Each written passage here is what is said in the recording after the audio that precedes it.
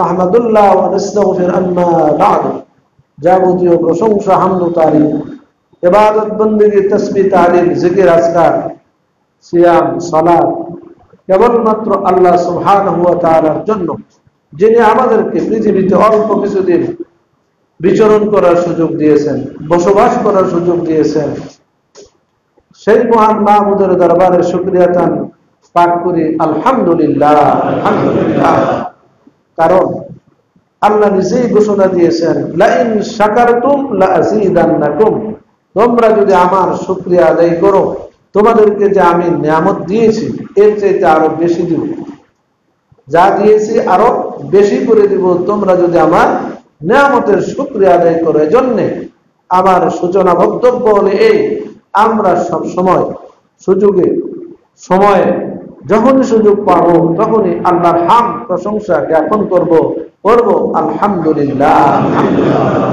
কত বড় লক্ষ কোটি দুরূদ এবং সালাম প্রেরণ করছি আমাদের প্রিয় নবী, সর্বশেষ এবং সর্বশ্রেষ্ঠ নবী, বিশ্ব নবী, মহানবী জনাবে মুহাম্মদ রাসূলুল্লাহ সাল্লাল্লাহু আলাইহি ওয়াসাল্লামের প্রতি, যিনি অত্যন্ত পরিশ্রম করে গোটা 63 বছর আর নবুয়তের 23 বছর ইসলামের জন্য কাজ করেছেন, আল্লাহকে রাজি খুশি করার জন্য যার জীবন ব্যয় করেছেন, গোটা মুসলিম উম্মাহর জন্য যিনি সময় ব্যয় করেছেন, জীবন ব্যয় করেছেন, সেই রাসূলের প্রতি আমরা সব সময় দুরূদ পাঠ করি।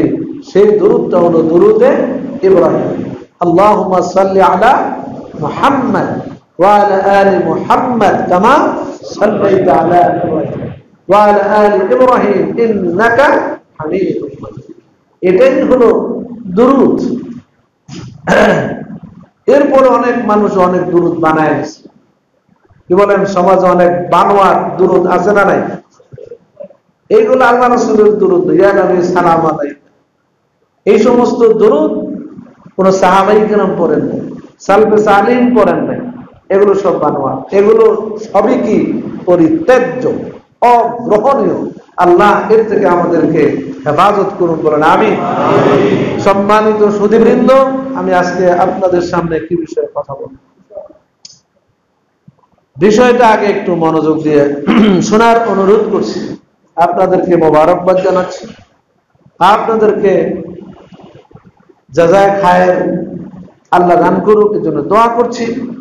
আপনারা অত্যন্ত মনোযোগ সহকারে কোরআন এবং হাদিসের বক্তব্য শুনে থাকেন। খুতবা শুরু হওয়ার আগের থেকেই আপনারা মসজিদে একত্রিত হন, এটা একটা শুভ লক্ষণ। অনেক জায়গায় খুতবা যখন দেওয়া হয় মুসল্লি আসে অনেক পরে, আল্লাহর মেহরবানিতে আপনারা আগে আগে চলে আসেন। কেন? কোরআন এবং হাদিসের কথাগুলো শোনার জন্য। আমরাও চেষ্টা করি বিষয়ভিত্তিক শেখার জন্য, জানার জন্য, বোঝার জন্য, বাসায় কিছু নেওয়ার জন্য, কিছুটা ইসলাম বোঝার জন্য, জানার জন্য। আপনারা সময় যেমন ব্যয় করেন, আমরাও পরিকল্পনা করে, আমরাও পড়াশোনা করে, আমরাও এই যথাসম্ভব বিষয়ভিত্তিক কথা বলার চেষ্টা করি। আল্লাহ আমাদের সবাইকে জাযায়ে খায়ের দান করুক, বলেন আমিন। আজকের বিষয়টা হলো এই, আমরা তো সবাই ইবাদত বন্দেগী করি। এই ইবাদত বন্দেগী আল্লাহর কাছে গ্রহণযোগ্য হওয়ার জন্য মোস্ট ইম্পর্টেন্ট কতগুলো শর্ত আছে। কতগুলো কি আছে? শর্ত আছে। তার মধ্য থেকে আমি বাছাই করেছি 3টা গুরুত্বপূর্ণ শর্ত। কয়টা? 3টা গুরুত্বপূর্ণ শর্ত আপনাদের সামনে আমি উপস্থাপন করব কোরআন এবং হাদিসের আলোকে। যেই শর্ত না থাকলে ইবাদত কবুল হবে, যেই শর্ত ইবাদত কবুলের জন্য অপরিহার্য, আপনারা বললেই বুঝতে পারবেন। সুতরাং আমি সকলের দৃষ্টি আকর্ষণ করে বলছি, সময় যেহেতু লিমিটেড, সময় যেহেতু সংক্ষিপ্ত, এই সংক্ষিপ্ত সময়ের মধ্যে এই 3টি শর্তের কথা এবং আনুষঙ্গিক আরো 2-4-5টি কথা হয়তো চলে আসতে পারে। আল্লাহ যেন আমাদের সবাইকে এর উপর আমল করার তৌফিক দান করেন, এর মধ্য থেকে নসিহত গ্রহণ করার তৌফিক দান করেন। আমাদের মা বোনদেরকে বলবো, মা বোনেরা কথাগুলো মনোযোগ দিয়ে শুনবেন। কারণ কথা হবে কার? আল্লাহ। ভাই কথা হবে কার? আল্লাহ। কথা হবে কার? বিশ্ব নবী জনাবে মুহাম্মদুর রাসূলুল্লাহ সাল্লাল্লাহু আলাইহি ওয়াসাল্লাম। এর বাইরে একটা কথা হবে। আর এই দুই কথার মূল্য আছে না নাই? বিশ্বনবী প্রতিটা খুতবায় তিনি বলেছেন, ফাইন্না খায়রাল হাদিসে কিতাবুল্লাহ, সবচেয়ে সেরা কালাম কার কালাম? আল্লাহ। ভাই এটা আমরা বানাইছি? কে বানাইছে?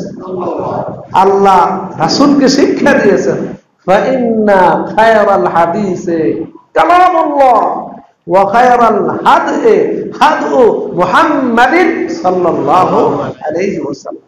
সবচেয়ে উৎকৃষ্ট পথ পন্থা সুন্নাহ বিশ্বনবী জনাব মুহাম্মদ রাসূলুল্লাহ সাল্লাল্লাহু আলাইহি ওয়াসাল্লাম। এই দুইটার বাইরে যাওয়ার কোনো সুযোগ আছে? বিদায় হজের গুরুত্বপূর্ণ বক্তব্যে আল্লাহ নবী বলে গেছেন, দেখেন এরপরে আর তিনি হজে উপস্থিত হতে পারেন নাই। বিদায় হজ, হজ্জাতুল বিদা, তাই না? গুরুত্বপূর্ণ কথার মধ্যে অনেক কথা বলেছেন, সেখানে এই কথাটা বলে গেছেন, শোনো তারাকতু ফীকুম আমরাইন, আমি তোমাদের জন্য দুইটা জিনিস রেখে গেলাম। কয়টা? দুইটা জিনিস রেখে গেলাম। এই দুইটা জিনিসকে তোমরা যতক্ষণ পর্যন্ত আঁকড়ে ধরে থাকতে পারবে, লামতাদিল মা তামাসসাকতুম বিহিমা, এর একটা হলো কিতাবুল্লাহ ওয়া সুন্নাত নাবিয়্যিহি, একটা হলো মহাগ্রন্থ আল কোরআনুল কারীম, আর দুই নম্বরটা বিশ্বনবীর সুন্নাহ। এখন এই দুইটার থেকে আমরা দূরে, কি ভাই কথা ঠিক না বেঠিক? একটা লয়ে আমরা বসে আছি, দুইটার থেকে আমরা দূরে, এইটা নিয়ে বসে আছি, কি ভাই কথা ঠিক না বেঠিক? ছেলের হাতে, মেয়ের হাতে, বউয়ের হাতে, স্ত্রীর হাতে, বাবার হাতে, ড্রাইভারের হাতে, চাকরিজীবীর হাতে, আপনার প্যাসেঞ্জারের হাতে, অফিসের বসের হাতে, কর্মচারীর হাতে, সকলের হাতে এটা আছে না নাই? তাহলে কোরআন কই গেল? ও জামানা মে মুআজ্জাজ थे মুসলমান हो কারো तुम जलीलो खार होए तारके कुरआन का। এমন এক যুগ জমানা ছিল, মানুষেরা উন্নতির চূড়ান্ত শিখরে আরোহণ করেছিল, কোরআন ধরে, কোরআন পড়ে, কোরআন অনুযায়ী নিজের জীবন গড়ে। আজকে মানুষ লাঞ্ছিত, অপমানিত, বঞ্চিত, কোরআন ছেড়ে দিয়েছে। কি ভাই কথা ঠিক না? কোরআন নাই। যাই হোক, আমি যে কথা আপনাদেরকে বলছিলাম, ইবাদত কবুলের জন্য কয়টা শর্ত? তিনটা গুরুত্বপূর্ণ শর্ত। আমি আমার মূল আলোচনার দিকে যেতে চাচ্ছি, আপনাদের দৃষ্টি আকর্ষণ করতে চাচ্ছি। প্রিয় সুধী ভাই ও বোনেরা, ইসলামের অনেকগুলো অফার আমাদের মাঝখান থেকে চলে গেছে। রমজানুল মোবারক চলে গেল, কি চলে গেছে না? তারপরে আপনার শাওয়াল মাস চলে গেছে, তারপরে হজের সিজনও কি চলে গেছে। এগুলো অফার, গুনাহ মাফের অফার, তাই না? অনেক সুযোগ ছিল, যারা সুযোগকে আমরা সাদরে গ্রহণ করেছি, সফলতা অর্জন করতে পেরেছি। আর যারা সুযোগকে গ্রহণ করি নাই, তারা কিন্তু সফলতা অর্জন করতে পারে নাই। তো আল্লাহ যেন তৌফিক দেন, আগামী বছর যখন এই সুযোগগুলো আসবে, এই সুযোগগুলো যেন আমরা গ্রহণ করতে পারি। আল্লাহ তুমি আমাদেরকে তৌফিক দান করো। সর্বোপরি কথা হলে, এই যে ইবাদত, সালাত, সিয়াম, হজ্জে বাইতুল্লাহ, কুরবানি, সবে মাত্র কুরবানি কেন, এই যে ইবাদত গুলো, এই ইবাদত গুলো কবুল হওয়ার জন্য গুরুত্বপূর্ণ তিনটি শর্তের এক নাম্বার শর্ত হলো এই ইখলাস থাকতে হবে। কি থাকতে হবে? ইখলাস জিনিসটা কি? ইখলাস হলো আল্লাহর জন্য করা। কার জন্য করা? আল্লাহর। হজ করবেন আল্লাহর জন্য, কুরবানি করবেন আল্লাহর জন্য। আল্লাহ বলছেন না, কুল ইন্না সালাতি ওয়া নুসুকি ওয়া মাহইয়ায়া ওয়া মামাতি লিল্লাহি রাব্বিল আলামিন। এটা কে বলছে? আল্লাহ। নবী বলে দিন, আমার বার্তাটা বলে দিই, আমার নামাজ, আমার কুরবানি, আমার সালাত, আমার ইবাদত, আমার বন্দেগী, আমার হজ্জে বাইতুল্লাহ, আমার জীবন, আমার মৃত্যু কার জন্য? আল্লাহর জন্য। লিল্লাহি রাব্বিল আলামিন। আসলে কি এটা আমরা বলতে পারছি? অনেক ক্ষেত্রে বলতে পারি না। সুতরাং ইখলাস থাকতে হবে ইবাদতের মধ্যে। লা ইয়ানালাল্লাহু লুহুমুহা ওয়ালা দিমাউহা ওয়ালাকিন ইয়ানালুহু তাকওয়া মিনকুম। এই যে সবে মাত্র আমরা কুরবানি দিলাম, কুরবানির গরুর গোশত, রক্ত, এগুলো কি আল্লাহর কাছে পৌঁছে না? আল্লাহ বলছে আল্লাহর কাছে পৌঁছে না, বাট পৌঁছে কি? তাকওয়া। ইয়া আইয়ুহাল্লাযীনা আমানু তাকুল্লাহ হাক্কা তুকাতিহি ওয়া লা তামুতুন্না ইল্লা ওয়া আনতুম মুসলিমুন। ইয়া আইয়ুহাল্লাযীনা আমানু তাকুল্লাহ ওয়া কুলু কাওলান সাদীদা ইউসলিহ লাকুম আমালাকুম ওয়া ইয়াগফির লাকুম যুনুবাকুম ওয়া মান ইউতি'আল্লাহ ওয়া রাসূলাহু ফাকাদ ফাযা ফাওজান আযীমা। তাকওয়া অর্জন করার জন্য আল্লাহ কোরআনের বহু আয়াতে ঘোষণা দিয়েছে, তাকওয়া অর্জন করো, আল্লাহর ভয় করে চলো, আল্লাহর সমীহ করে চলো।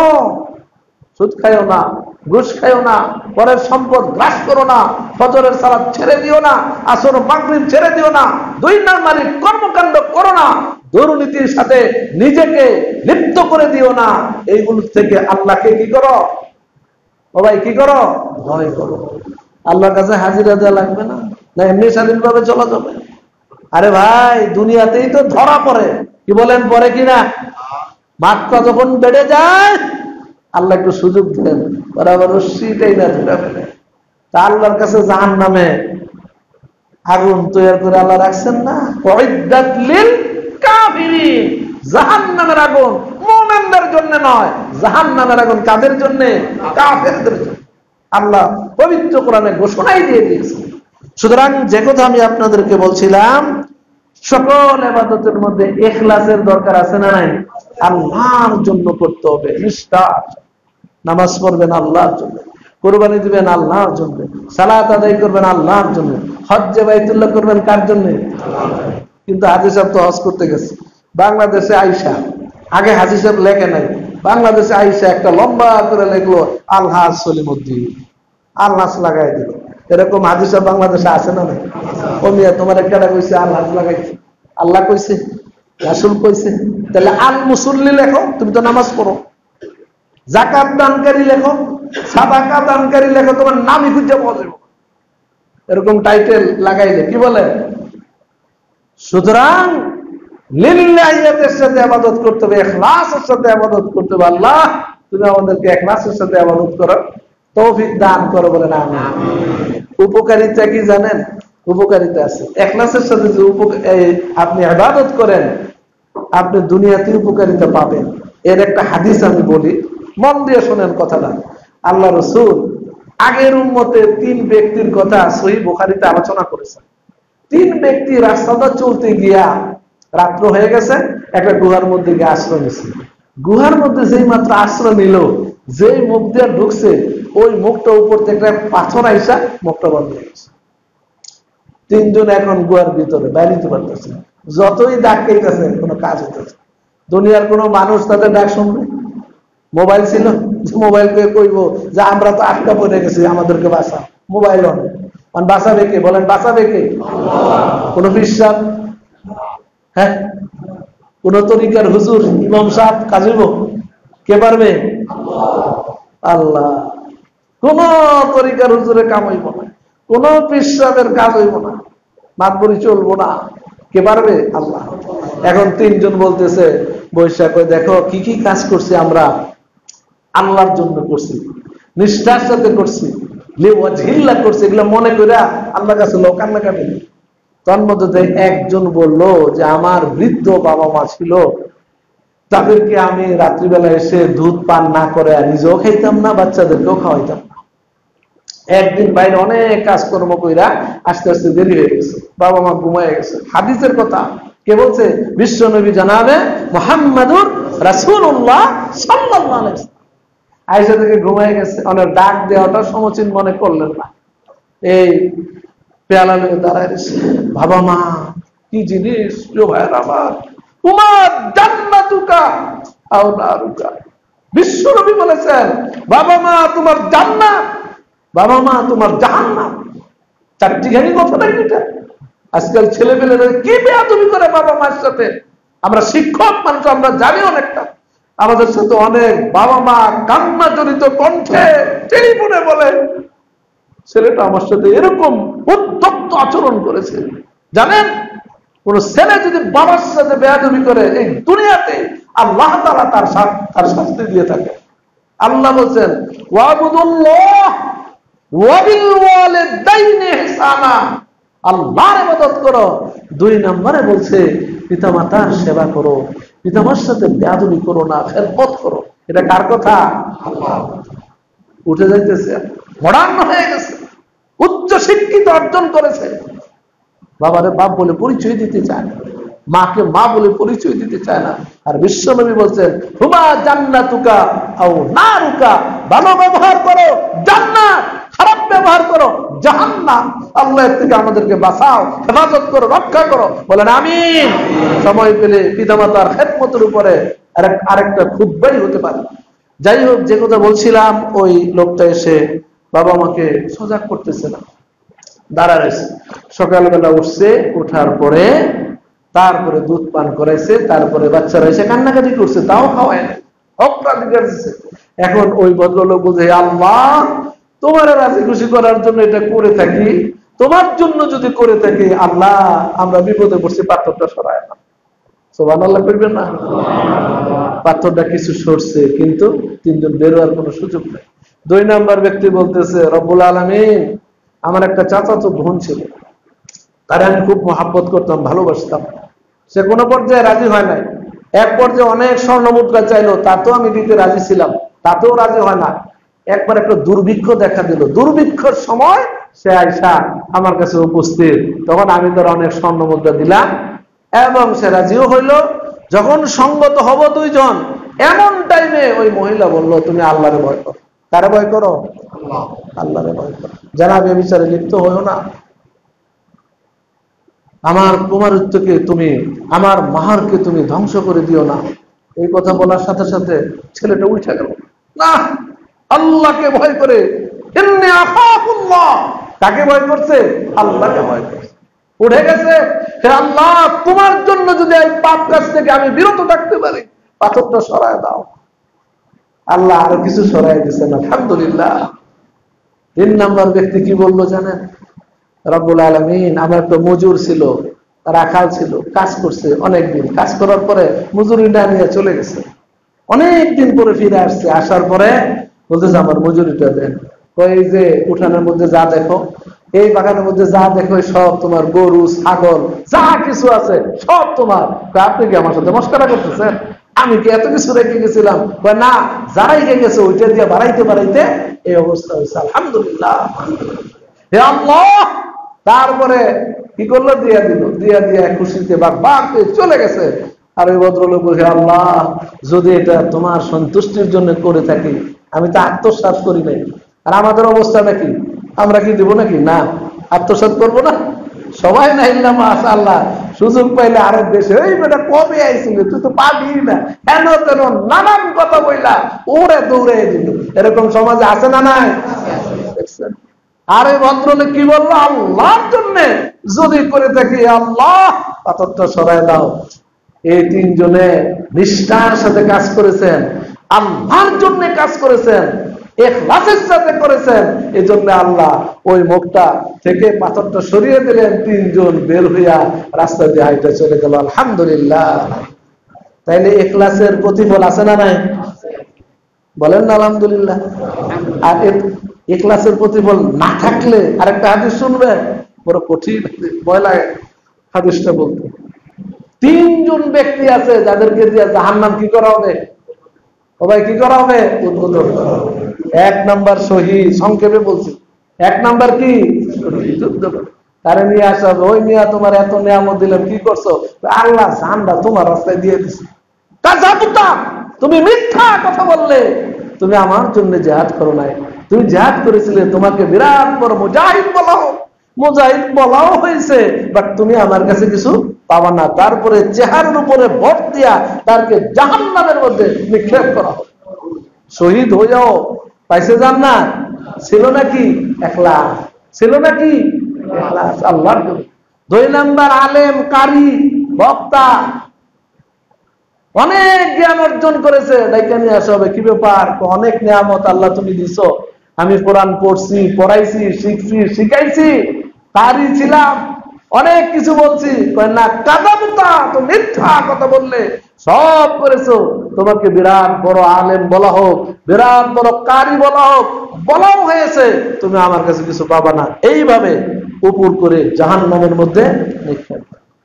3 নাম্বার হলো দানবী, বিশাল দানবী। কি করছো? আল্লাহ এমন কোন জায়গা ছিল না তোমার, সেখানে আমি দান করার থেকে বিরত থেকেছি, সব জায়গায় দিয়েছি। না, কাযাবতা, তুমি মিথ্যা কথা বললে, তোমাকে দানবীর বলার জন্যই তুমি এই কাজটা করেছো, আমার জন্য করো না। উপর করে জাহান্নাম নিক্ষেপ করা হবে।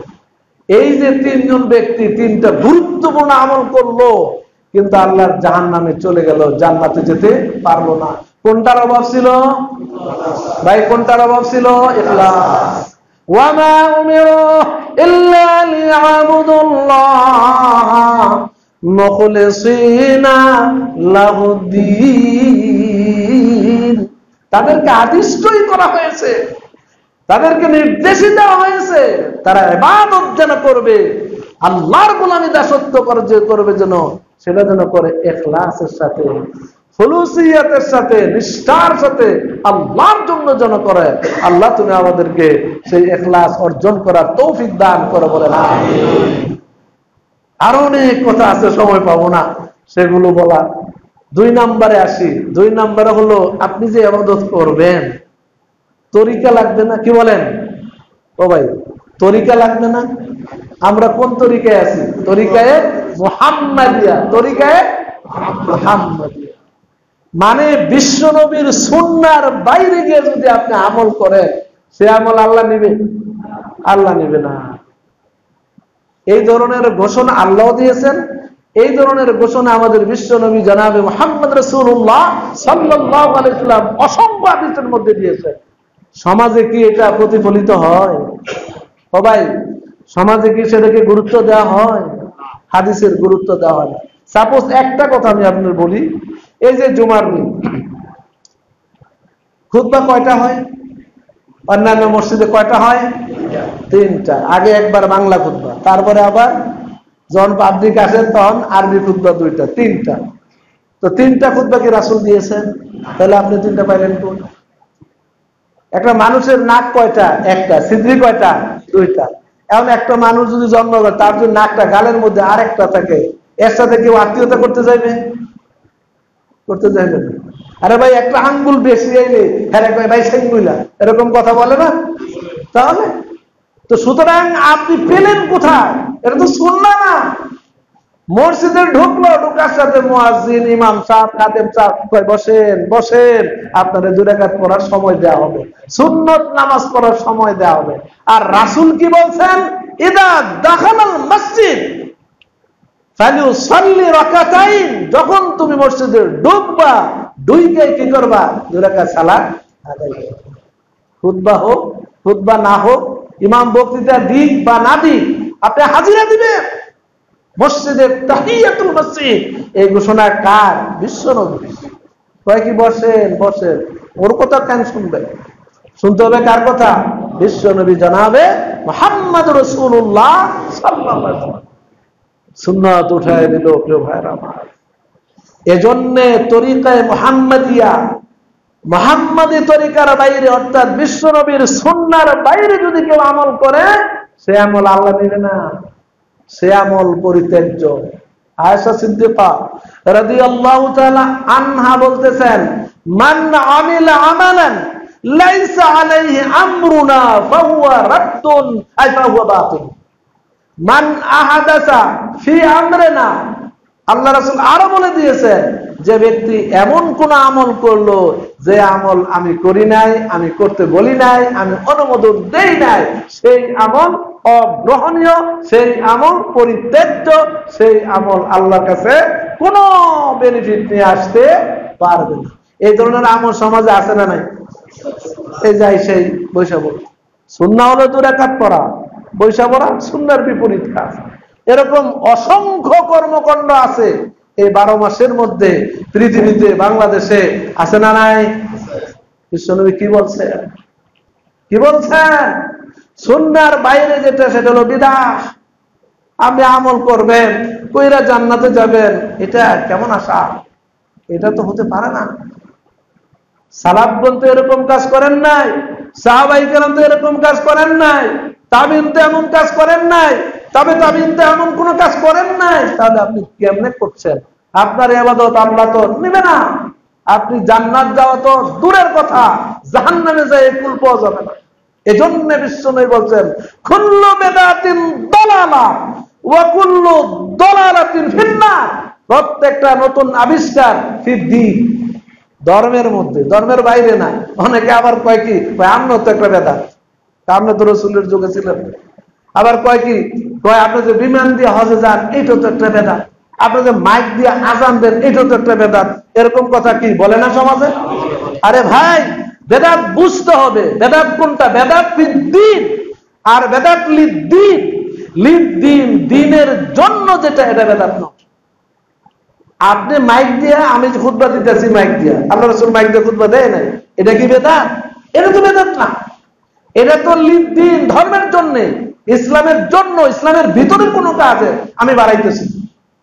আপনি উমরা পালন করতে গেছেন, হজে গেছেন, বিমানে গেছেন, আল্লাহ রাসূল বিমানে যায় নাই, আপনি গেছেন, এটা তো বেদাত না।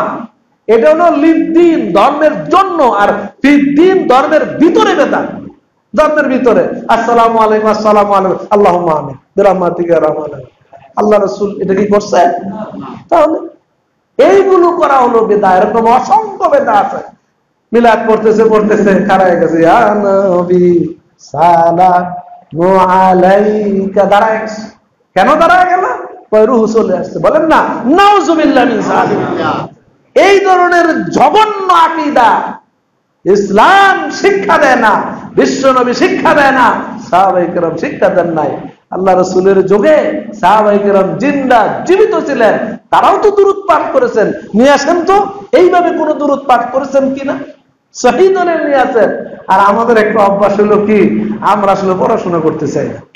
ও ভাই, আপনি একটা জমি কিনবেন, জমি কিনতে গেলে আপনি এই পর্চা দেখেন, সেই পর্চা দেখেন, তারপরে রেকর্ড দেখেন, হ্যাঁ মহানগর রেকর্ড দেখেন ইত্যাদি, তারপরে উকিল সাহেব দিয়ে দেখায় দেন, ঠিক আছে ভাই জমিটা কিনা যাবে। উনি যখন বলে হ্যাঁ কেনা যাবে, তারপরে গিয়ে আপনি টাকা দিয়ে দলিল করেন। কি বলেন, কথা ঠিক কিনা? কিন্তু আপনি ইসলাম পালন করবেন, ইসলামটা সহিহ, আপনি একটা আমল করবেন। আপনি সবে বরাতে রোজা শুরু করে দিচ্ছেন, আপনি কিয়াম শুরু করে দিলেন, আপনি মিলাদ শুরু করে দিলেন, আপনি বাবা মারা গেছে, আপনি 14টা ডেক গরু জবাই করে দিয়া মানুষে খাওয়াই দিলেন। একবারও জিজ্ঞাসা করলেন না এটা কি ইসলামে আছে, এটা কি কোরআন সুন্নাহর মধ্যে আছে? কোনদিন জিজ্ঞাসা করলেন না। খালি ডাইনে বায়ের লোকের কথা শুনলেন, আত্মীয় স্বজন বললো, এই বেটা তোর বাপ মারা গেছে, মানুষে হাত ধোয়াইলি না, মানুষে খাওয়াইলি না, রূহ তো ঘুরতেছে। বলেন না নাউযুবিল্লাহ মিন যালিক। এইগুলো সুন্নাহ নয়, এগুলোর নাম হলো বিদআত। কুল্লু বিদআতিন দালালা ওয়া কুল্লু দালালাতিন ফিন্নার। এই বেদা মানুষকে গোমরাহের দিকে নিয়ে যায়, গোমরাহী মানুষকে জাহান্নামের দিকে নিয়ে যায়। আল্লাহ তুমি হেফাজত করো, বলেন আমিন। প্রিয় সুধী, এজন্য ইবাদত কবুলের জন্য যে কোনো কাজ করবেন সুন্নাহ মোতাবেক হতে হবে। কি মোতাবেক? কথাটা খুব ভালো করে জেনে নিন। আপনারা আরো জানবেন, আরো পড়াশোনা করবেন, কারণ সুন্নাহ মোতাবেক না হলে সেটা গ্রহণযোগ্য হবে না। কারণ আল্লাহ কি বলছেন শোনেন, কুল, হে নবী বলে দিন, ইন কুনতুম তুহিব্বুনাল্লাহ, যদি তোমরা আল্লাহর ইবাদত বندگی করতে চাও, আল্লাহর ভালোবাসা পেতে চাও। ইবাদত বندگির মাধ্যমে কি চাই আমরা? আল্লাহর ভালোবাসা চাই না, আল্লাহর জান্নাত চাই না, আল্লাহর জাহান্নাম থেকে মুক্তি চাই না, এটাই বলছেন। তাহলে কি করো? ফাত্তাবিউনি, আমার অনুসরণ করো। নবী মুহাম্মাদুর রাসূলুল্লাহ সাল্লাল্লাহু আলাইহি ওয়াসাল্লামের অনুসরণ করো। রাসূলের অনুসরণ বাদ দিয়ে দিয়েছে, ইমাম সাহেবের অনুসরণ করো। আরে ভাই, দুঃখ লাগে, ব্যথা লাগে। সাহাবায়ে কেরাম বিশ্ব নবীকে কিভাবে যে অনুসরণ করেছেন বলে শেষ করার মতো নয়। সাহাবায়ে কেরামের যুগ গেল, তাবিঈনদের যুগ গেল, ইমাম সাহেবদের যুগ আসলো, মুহাদ্দিসিনে কেরামের যুগ আসলো। ইমাম সাহেবদের কথাকে রাসূলের কথার চাইতে বেশি গুরুত্ব দিতেছে। কি বলেন, কথা ঠিক না বেঠি? আমার ইমাম এই কথা বলছে। আরে মিয়া, ওই ইমামের ইমাম হলেন বিশ্বনবী, ওই ইমামের খবর নাই, তোমার ইমামের কথা। হ্যাঁ, বিশ্ব নবীর কথা আল্লাহ বলেছেন, তোমার ইমামের কথা আল্লাহ বলেছে?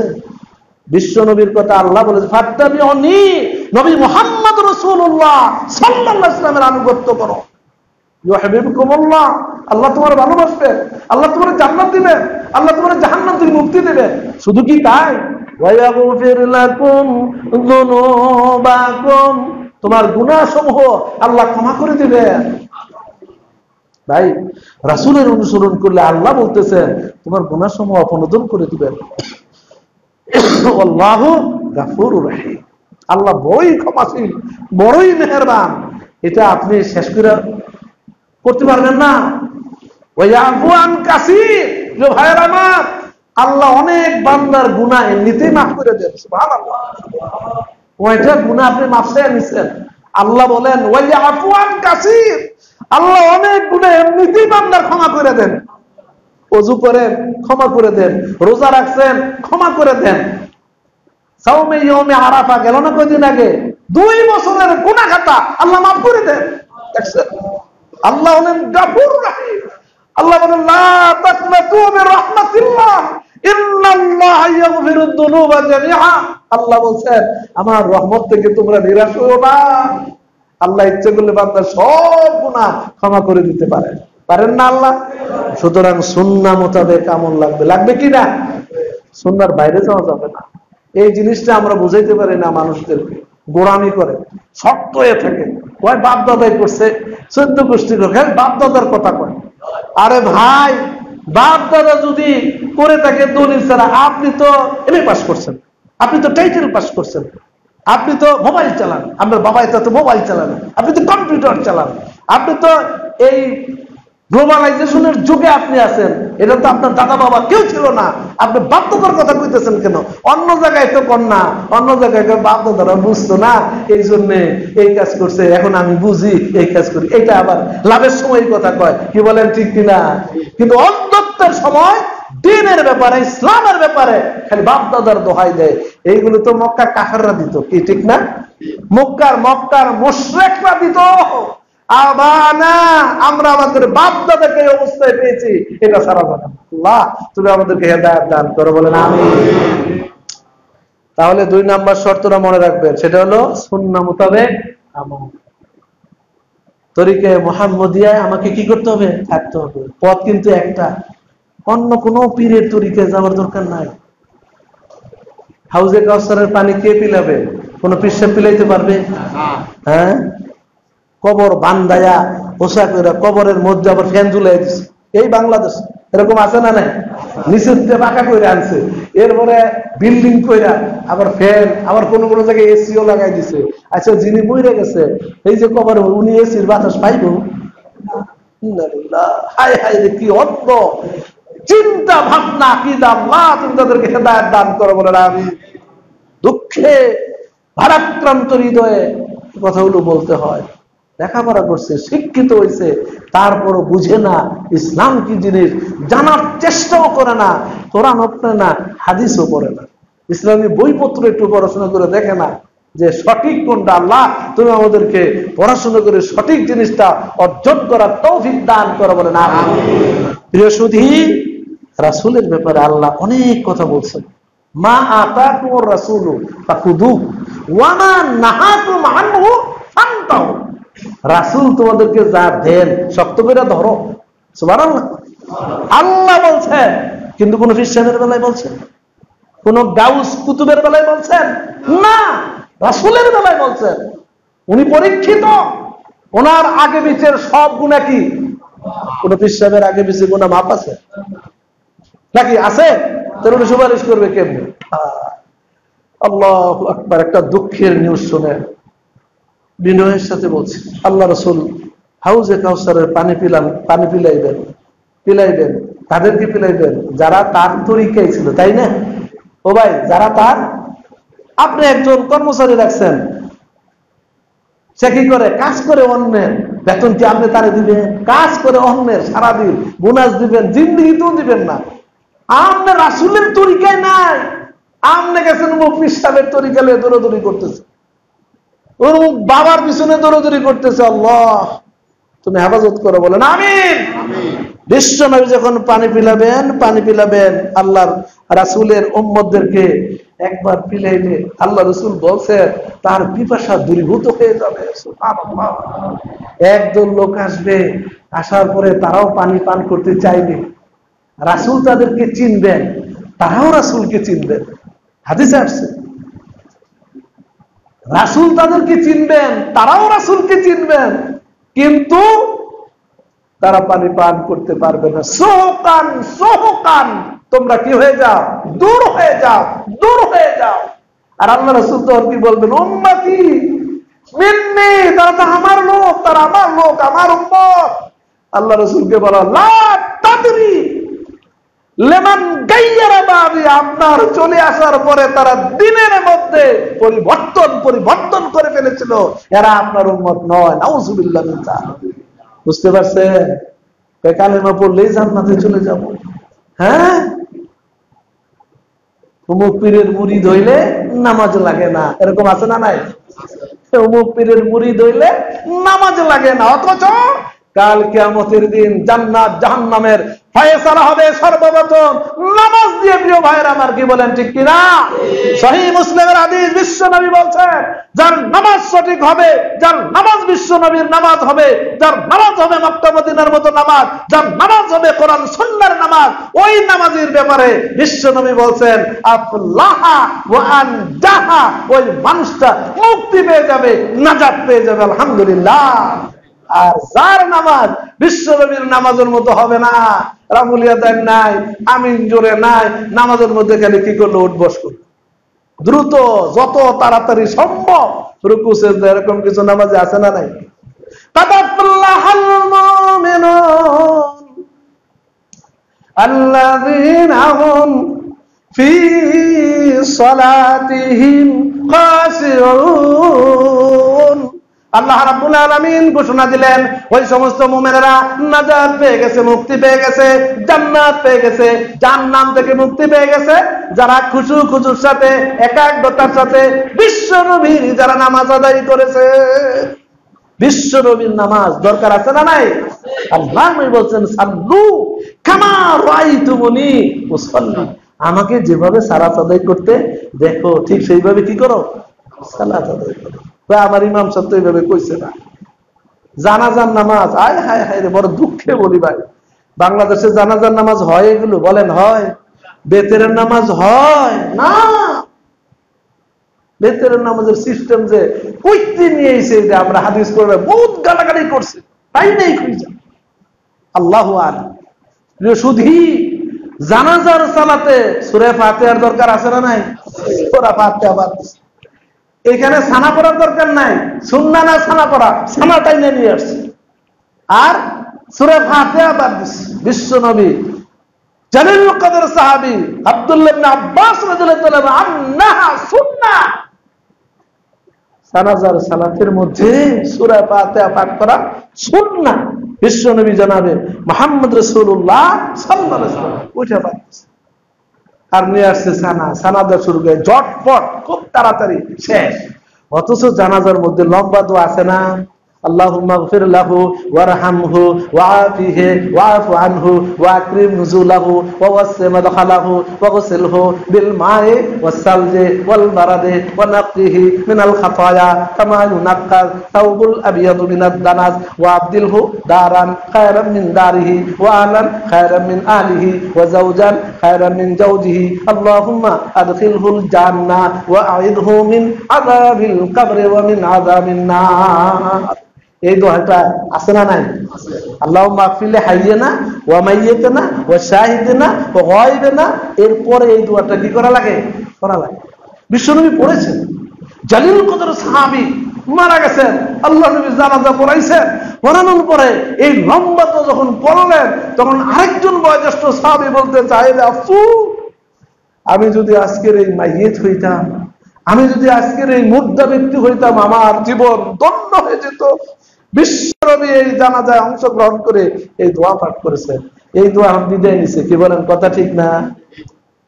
এই জন্য শুধু আমি বলবো আপনাদেরকে, জানাজার সালাতের নিয়ম কানুন জানা দরকার আছে।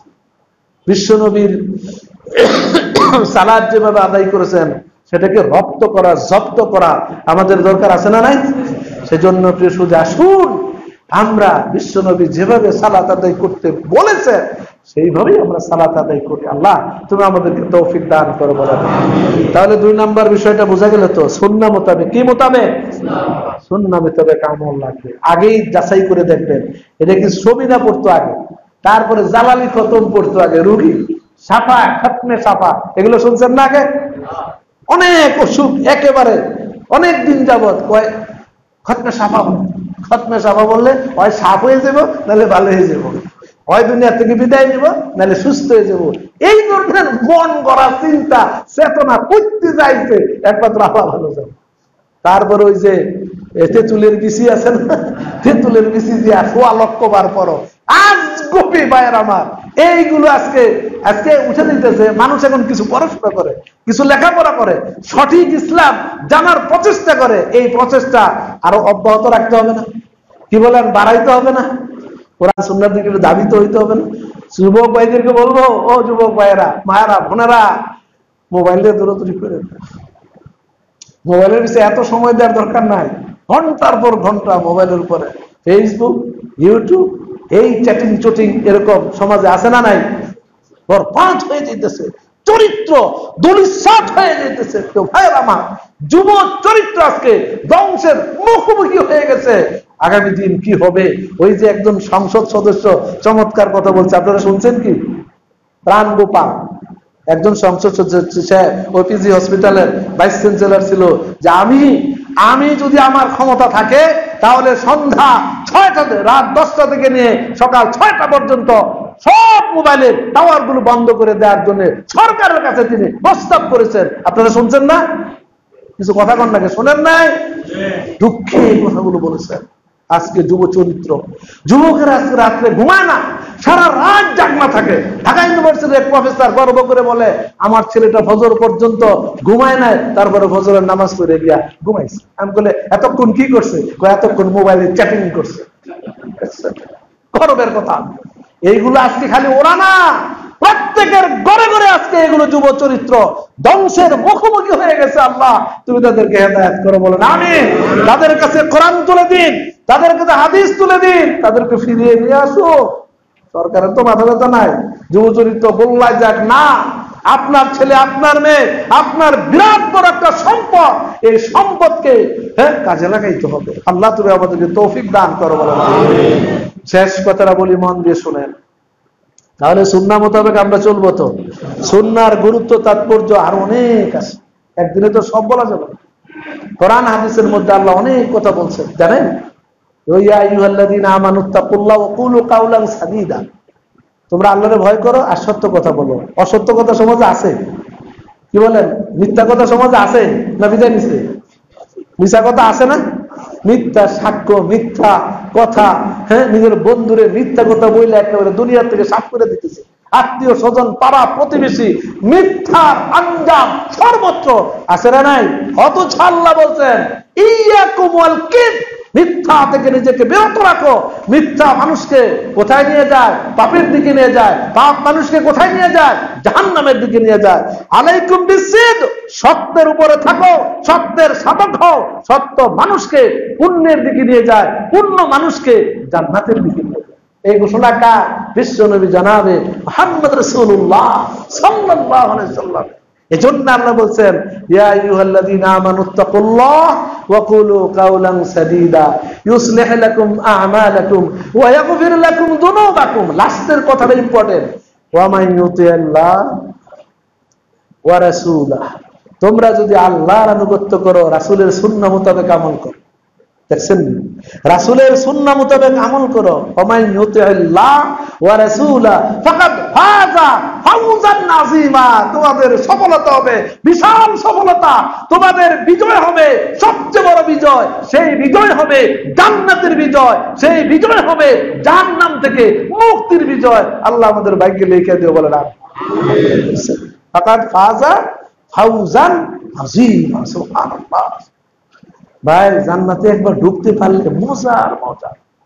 জান্নাতে যখন যাইবেন ওই দারওয়ান সুন্দর করে আপনার বলবে সালামুন আলাইকুম তিবতুম ফাদখুলুহা খালিদিন, সালাম তোমাদের প্রতি, শান্তি বর্ষিত হতো তোমাদের প্রতি, জান্নাতে ঢুকাই দিল, নাজ নিয়ামতে ভরপুর। আল্লাহ বলবেন কুলু ওয়াশরাবু হানিআম বিমা আসলাফতুম ফিল আইয়ামিল খালিয়া, তোমরা খাও, পান করো, ফুর্তি সহকারে করো, আনন্দ সহকারে করো। ওয়া হুরুন ঈন, তোমাদের জন্য বড় বড় চক্ষুওয়ালা নারীদের সাথে তোমাদের বিবাহের ব্যবস্থা কে করে দিবেন? আল্লাহ রাব্বুল আলামিন। সুতরাং সেই জান্নাতের দিকে ধাবিত।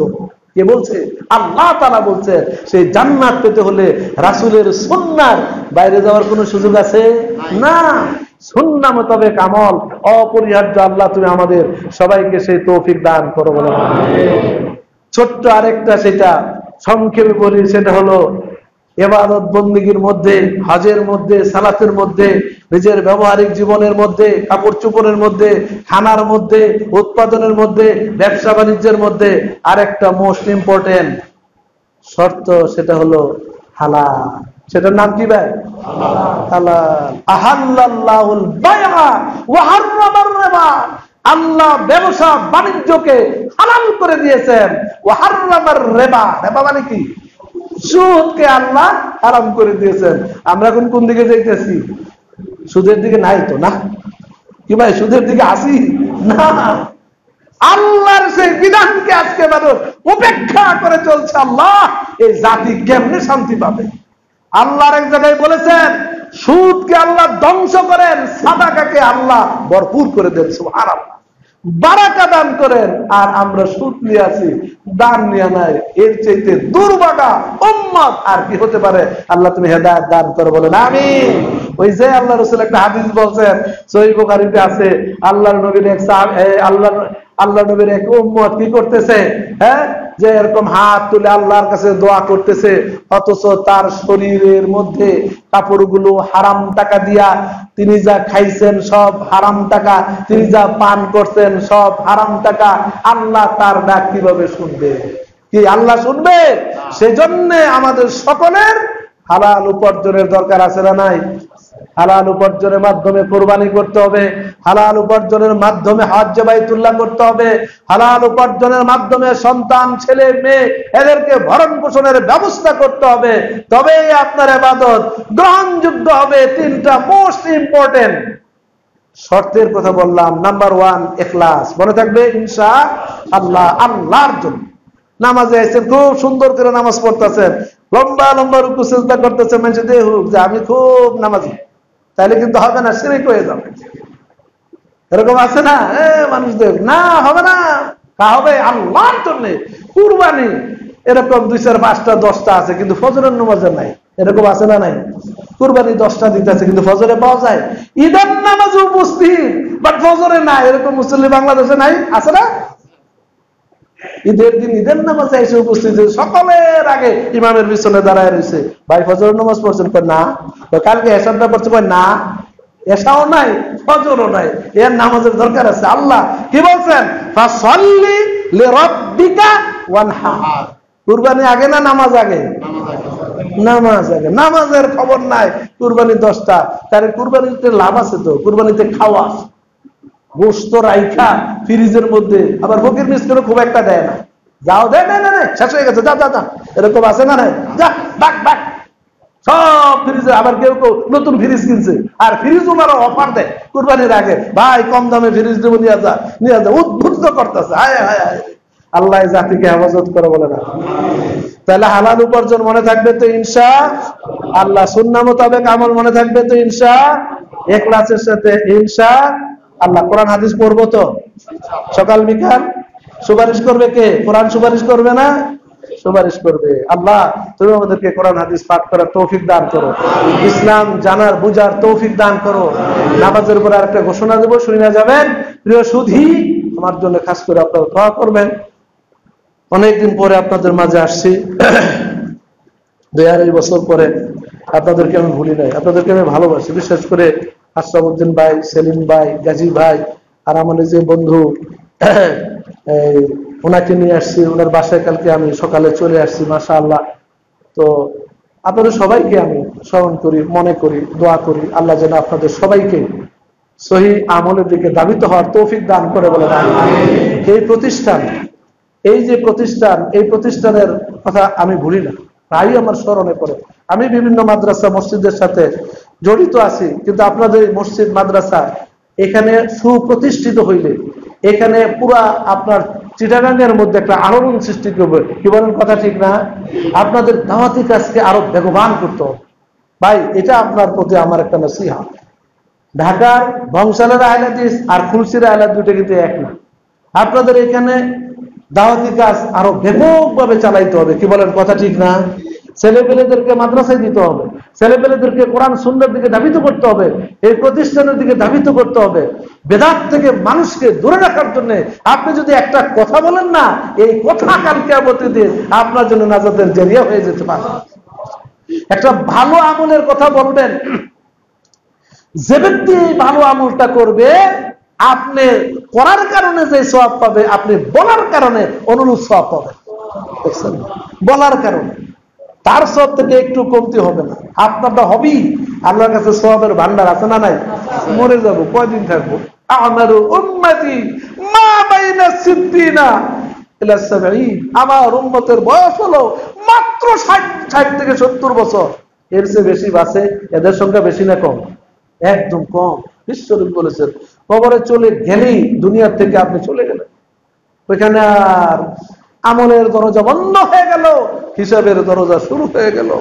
ওই যে আল্লাহ রাসূল বলছেন, আমি যা জানি, আমি যা বুঝতে পেরেছি, তোমরা যদি তা জানতে বুঝতে, লা দাহিকতুম কালিলা ওয়ালা বাকাইতুম কাসীরা ওয়ালা তারাজ্জাতুম বিন নিসাই আলাল ফুরুশ ওয়ালা খারাজতুম ইলা সুদাত আত-তুরকাত ওয়া তাজআলুনা ইলা আল্লাহি তাআলা আই তাস্তাগীথুনা ইলা আল্লাহি তাআলা ফাদাত্তা আসহাবু রাসূলিল্লাহ সাল্লাল্লাহু আলাইহি ওয়াসাল্লাম ওয়া লাহুম হাওলাহুম খারীম। বিশ্বনবী বলছেন, আমি যা জানতে পেরেছি, বুঝতে পেরেছি, জান্নাত দেখে জাহান্নাম দেখে তোমরা যদি তা জানতে বুঝতে, দুনিয়াতে তোমরা হাসি তামাশা করতে না, দুনিয়াতে তোমরা কম কম হাসতে, বেশি বেশি কান্না করতে, তোমরা তোমাদের বৈধ স্ত্রীদের সাথে রাত্রে শয়ন করতে না, কিসের আমল, কিসের ফুর্তি, আমি জান্নাত পাবো কিনা, জাহান্নাম থেকে মুক্তি পাবো না, সেটা নিয়ে আমি বিভোর আছি। তোমরা রাস্তায় বেরিয়ে যাইতে, ওয়ালা খারাজতুম ইলা সুদাত, রাস্তায় বেরিয়ে যাইতে, আল্লাহর কাছে ক্ষমা চাইতে, মাফ চাইতে, হে আল্লাহ তুমি মাফ করে দাও, ক্ষমা করে দাও, জীবনের শেষ প্রান্তে এসে পৌঁছে গেছি, আল্লাহ তুমি আমাদেরকে ক্ষমা করে সহি সুন্নাহ মোতাবেক আমল করার তৌফিক দান করো, ভালো কাজে অগ্রণী ভূমিকা পালন করার তৌফিক দান করো। কলা গাছ যেমন ছড়ি দিলে কলা গাছটাকে কেটে ফেলা হয়, দ্বিতীয়বার আর এই কলা গাছে আর ছড়ি হয় না, ঠিক তেমনি ভাবে দ্বিতীয়বার একটা মানুষ আর কোনোদিন দুনিয়াতে জন্মগ্রহণ করবে না। কি বলেন, করবে না?